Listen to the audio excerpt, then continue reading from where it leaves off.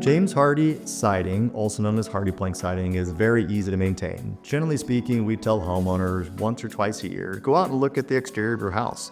Look at each wall and kind of think through it a little bit.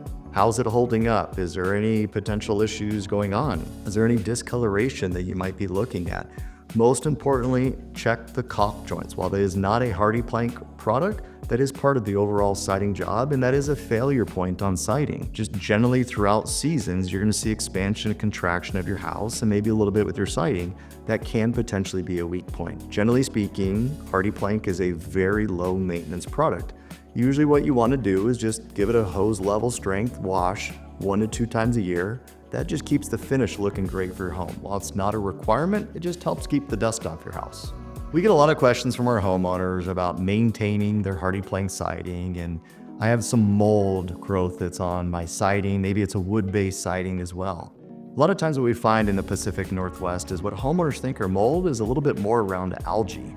Algae tends to build up when we have a little bit of moisture, but interacting with kind of dirt and dust and overall debris.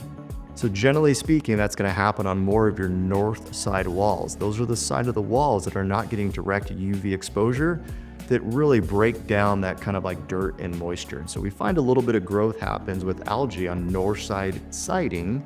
And really all that's needed there is just keep your siding clean. And that just takes 1 or 2 times a year, hose level strength, wash off your house and keep that dust and dirt off your house.